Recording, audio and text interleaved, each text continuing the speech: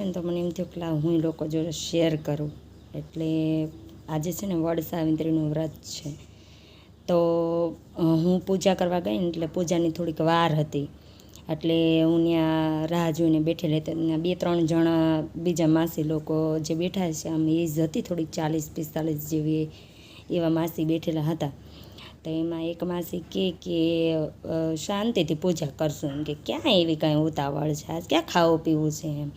એટલે બીજા જે માસી હતા ને એમને એવું કીધું કે ના, એમ કે મને તો પ્રેશરની ને એવી ટીકડી ને એવું બધું લેવાનું હોય ને ગોળી, તો એમ કે થોડું ઘણું ટાઈમે થોડું ખાવા જોઈએ એમ.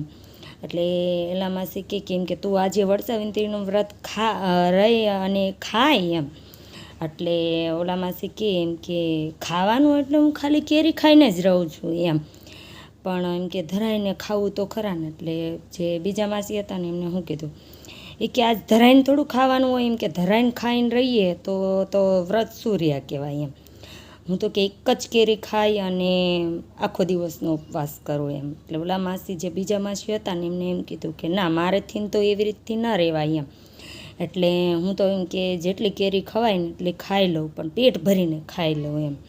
કેરી સિવાય બીજું કાંઈ હું નથી ખાતી, પણ એમ કે કેરી ખાઈ લઉં ખરી, પણ ધરાઈને ખાઈ લઉં એમ. એટલે પેલા માસી હતા ને એ શું કે ખબર, ધરાઈને ખાધે થોડા કે ઉપવાસ એ માનવામાં આવે, કે ઉપવાસ રહેવો હોય તો ભૂખ્યા રહેવાનું, એને તો ઉપવાસ કહેવાય એમ.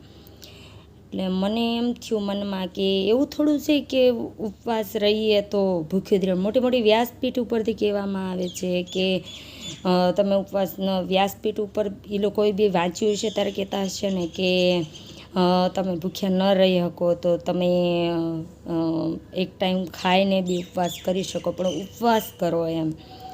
તો જેવી જેની શ્રદ્ધા, જેવી જે લોકોની કરવાની તાકાત શક્તિ, તો એ રીતથી કરે એમ. એટલે મારું કહેવું એમ, તમે જેમ કરો છો એમ બીજાને કરવું એવું જરૂરી નથી. એટલે એ જે રહે છે ને એ જે કરે છે ને એની શ્રદ્ધા પ્રમાણે કરે છે.